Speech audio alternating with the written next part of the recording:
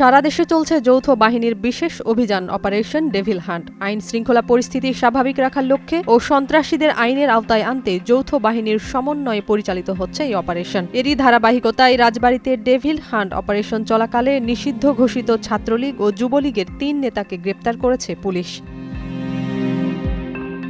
জানা যায়, সাবেক রেলপথ মন্ত্রী জিল্লুল হাকিমের নির্দেশে আওয়ামী লীগের লিফলেট বিতরণের সময় যুবলীগের ৩ কর্মীকে গ্রেপ্তার করেছে পুলিশ। এ সময় তাদের কাছ থেকে ৩০ পিস লিফলেট ও ১০টি বাঁশের লাঠি উদ্ধার করা হয়। পুলিশ জানায়, ৯ ফেব্রুয়ারি রাজবাড়ী কুষ্টিয়া আঞ্চলিক মহাসড়কের পাংশা মৈশালা বাস স্ট্যান্ড এলাকায় গ্রেপ্তারকৃত ব্যক্তিরা যানবাহন চলাচলে বাধা সৃষ্টি করে আওয়ামী লীগের সরকার বিরোধী লিফলেট বিতরণ করছিল।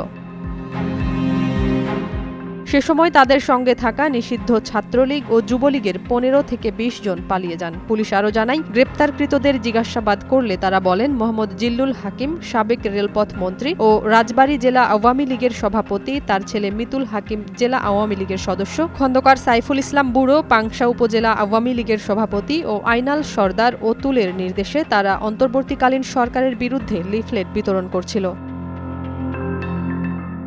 গ্রেপ্তার বাবু পাংশা পৌরসভার ২ নম্বর ওয়ার্ড যুবলীগের সভাপতি মোহাম্মদ নয়ন শেখ, উপজেলা বাবুপাড়া ইউনিয়ন যুবলীগের সদস্য ও নাজমুল হোসাইন একই ইউনিয়নের ৭ নম্বর ওয়ার্ড ছাত্রলীগের সাংগঠনিক সম্পাদক। নাজিয়াত রুনা, নয়া দিগন্ত।